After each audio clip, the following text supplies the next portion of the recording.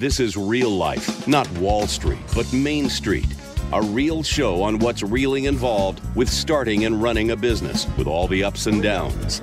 Our guests will answer your questions and provide you with valuable information. Stay tuned and join in the conversation. When the earth was created, Hopefully everyone's having a great day. I know I'm really excited to be here. I have a couple great guests. It's going to be an action-packed show. We're going to skip over a lot of my usual shtick and usual things that I do just to accommodate the guests and all the stuff going on. First, I have to tell everyone that my normal routine, the only person who knows this is my wife, but my normal routine is there's a CVS or Walgreens right down the street. Wow. And right before the show, I usually stop and load up on candy bars and get a chocolate fix, but I didn't have time today, so I'm here without my chocolate fix. But I'm glad. That can only mean good things for all of us. I don't know if it's good. I'm better off when I'm like strung out. Although you are behind a glass booth, it's good for me. Wanda, as I always say, Wanda, if it's good for you, it's good for me. How's your week going, Wanda? It's going. Good. By the way, I noticed a beautiful smell when I came into your studio office. I don't know what the heck it was. I smell like heaven. I know. Don't I? I was going to say that, but I didn't want to. It's okay. No, I'll say it. Cross the line. I'll say it. I won't let you get in trouble for my heavenly smells. I agree. You did smell like heaven, and for all you single guys, Wanda smells so darn good. Hey, you know what? I smell good for everybody. Bring the kids.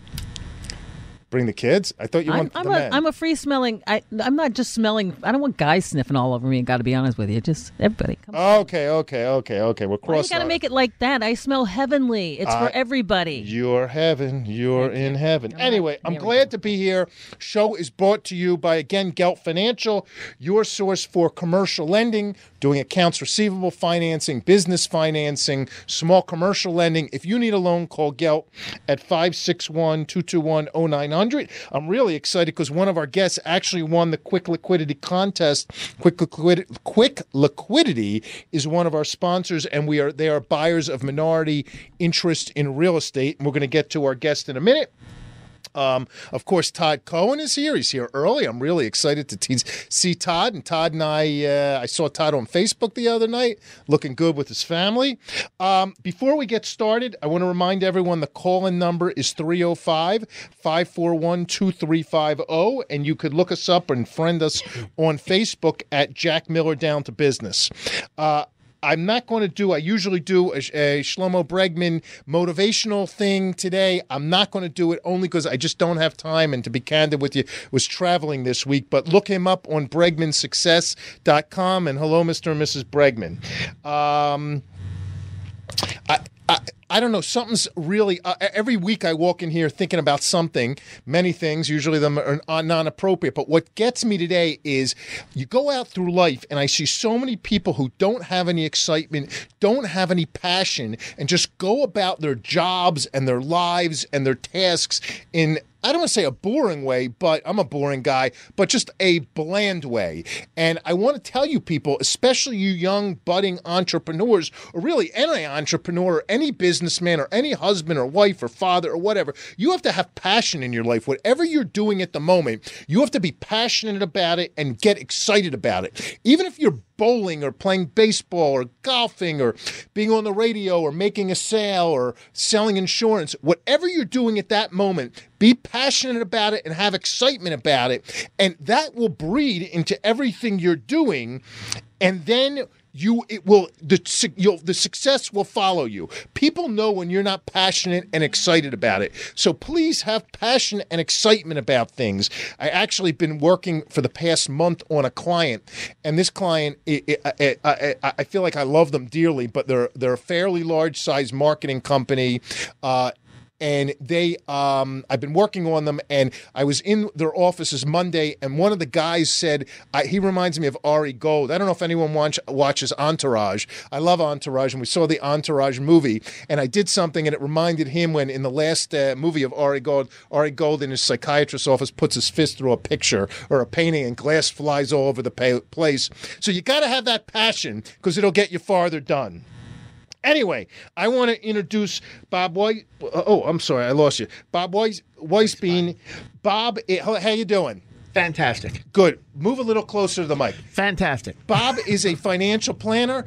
Bob, actually, give you a little background. We had a contest a few weeks ago, our Quick Liquidity contest. And again, to remind everyone what Quick Liquidity does, I'm stuttering my words. It's the caffeine in the chocolate that keeps me sane, I guess. What Quick Liquidity does is we purchase minority interests in real estate partnerships that are generally illiquid. Bob somehow filled out one of our online applications, and Bob won the contest. I was telling Bob, and I don't want to get too much into the detail, on that particular deal, we were not successful in bidding, but as I understand it, because there was a little competitive bid, I guess it was Bob's client or someone Bob's knows got I heard a $4,000 or $5,000 higher in price. So, Bob, they're happy? Very happy. It worked out really well. They picked up an extra $5,000, so they got $85,000 instead of $80,000 from who you were competing against, which was actually the sponsor of the partnership. So it helped them not get screwed. Okay, good. Well, look, I'm sorry we didn't get the deal. I'm sorry we didn't make the money, but I'm very glad for them. And please tell whoever this person is, I'm glad they got the extra money. I will. Again, what we do is Quick Liquidity purchases minority interests in illiquid real estate, which is our man Todd Cohen's expertise. And Todd's in the studio early today, so Todd, you can chime in at any time. Bob, why don't you talk to us? I know you and I were talking earlier, and we're going to focus on your time on two issues. One is, I guess it's when to take the Social Security money, and explain to me how it works, because I know I'm 53. I'm almost there, and a lot of my friends are there, and I know you can claim it at different ages, and you get different amounts. Walk us through quickly, if you could, our listeners, how it works and what you recommend. All right. First, I want to point out that 40% of the population rely on Social Security for 90% of their income. So it's a huge, important benefit. Wait, 40% of the population, 90% of the income. 90% of their income in retirement comes from Social Security. So it would seem an issue there is people need to have supplement their Social Security, because I suspect... Absolutely. Yeah. But they could do that with real estate. They could do that with all kinds of things. Right, Todd? That's right. Todd has stuff to sell them. that said, for the majority of people, though, who are affluent, $500,000, hundreds of thousands of dollars income, Social Security could still represent as much as a third of their retirement income. Mm-hmm. So maximizing and understanding the Social Security claiming process is very important. Mm-hmm. And the differences between getting it at 62 and getting it at 70, for example, or full retirement age, can be huge. As much as $1,000 or more a month, $1,500 a month of additional income. If you wait. It grows up at 8% a year. So it's important to realize, and Social Security is like an annuity with a present value that becomes extremely substantial, and maximizing the benefit is important. So wait until full retirement age, but there's claiming strategies. If you're married, if you're widowed, if you're divorced, one is called file and suspend. You could file, have your spouse apply for your spousal benefit if you're at full retirement age, suspend your benefit, let it accumulate till age 70, and while your spouse continues to get benefits all along, and you claim those benefits. That's one way. Many of these things are overlooked by financial advisors. So, because I don't understand half what you're saying, but I know I'm going to be dealing with it. Do you think you're better off claiming it at the 62 or waiting to get the higher amount when you're older? If you can wait, generally speaking, it's important to wait. Mm-hmm. That said, there's a lot. It depends on financial circumstances and other assets and retirement resources that somebody has. So I guess that's where you come in. Exactly. Someone has to. By the way, could you give out your phone number in case? Sure. 954-577-1913. So is one of the services you provide, if someone's around that age, they come to you and they give you their financial background and their assets, liabilities, and you would help guide them through the process at what age they take it? Exactly. We have sophisticated software and actuaries and a whole team of people who do the analysis of figuring out the most optimum time and strategy for every client to take Social Security relative to their other assets and their other income sources. I have another stupid question on Social Security, and I was unaware of this until actually last year at New Year's. A person has to have like a certain amount of points to qualify for Social Security. 40 quarters of working. Yeah.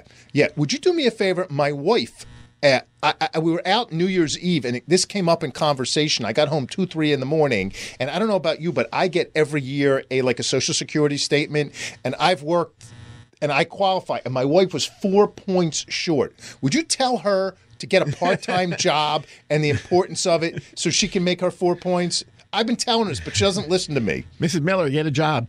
Okay, just for her 4 points, for her protection. Todd, will you confirm that? Yep, confirmed. Okay. Get a job. Okay, I'm sure she sends me texts throughout the show, so I'm sure I'm going to get a text on that. Any job, just because it's important that the people have their points. 40 quarters. Gotcha. Okay, gotcha. Okay, so I was joking around, but back to it. No problem. So in the process, it really all depends on whether they can afford it, I have a stupid question. If you, what is the hurdle from 62 to 70? So you have to wait 8 years. Well, 62, you can start claiming anytime after 62. However, if you work or take Social Security, you got to give back 50 cents on the dollar. Isn't there a mathematical formula? Let's say I would want to collect it at 62 as opposed to 66. Those 4 years, even though I may be collecting more money at 66, aren't I giving up a lot of money? You are. So you have to figure out when the crossover point is. Gotcha. And I guess that's what your formula does. I gotcha. Also, if you can invest that money at higher than an 8% return, then obviously you should do that. I actually had a client several years ago who came to me when they were 65, about to be 66, full retirement age. And in their particular case, we found that we could take the Social Security income, invest it into a guaranteed plan that would accumulate enough money by the time they were 70 to provide the income they would have got had they waited. So, but predicate on them banking the Social Security income they were receiving, and then ultimately have a better and higher. As a worst case scenario, they would have matched it. They had a potential for a better situation as well as a legacy, which Social Security doesn't provide. So that was their circumstance. It all depends on it's different for everybody. Everybody's different. But there's hundreds and hundreds of claiming strategies, and it's important not to make a mistake. I learned, when I was young, now I'm not so young, I'm 53, but when I was younger, in my 20s and 30s, I didn't really think about Social Security. I just saw it come out of my paycheck. But as I get older, it's becoming more of, I'm starting to think about it more. So I would encourage everyone to think about it. I have a question. I don't know if you know the answer, but is Social Yes, I do. I do have a man crush on you. Is Social Security going to be viable by the time Jack, who's 53, or myself, who's 42, comes of age to collect it? I believe so. I don't think there's going to be a problem for Jack at all. When you say viable, you mean the government's...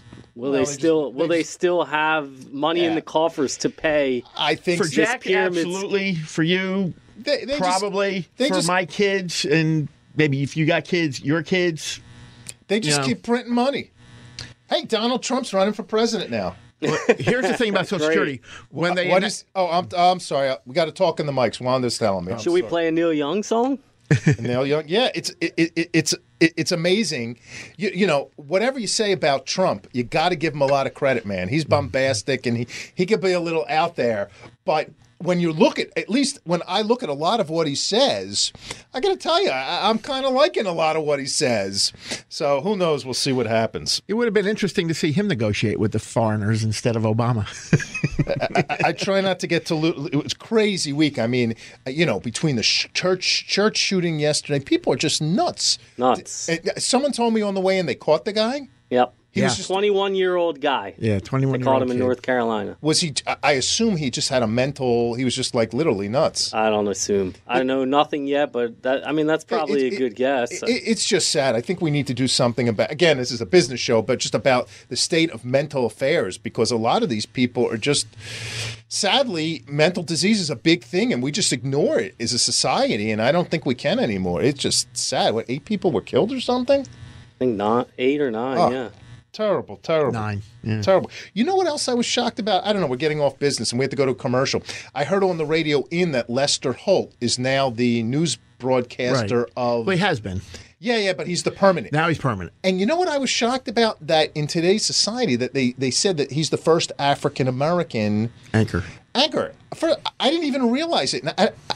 I guess in my life, I'm shocked that we're even talking about that. I like Lester Holt. I like Brian Williams too, but good for him. I just read that now there are no anchors making more than $10 million a year. No anchors making more than, so they're all making less. Exactly. So they just got a big discount. So I feel I feel bad for them. Anyway, we got to take a quick break. Wanda, we ready for the break? Oh, by the way, before we get a break, Ready when you are. okay, I love that. My wife says that every night, and get it over with quick. She says that too to me.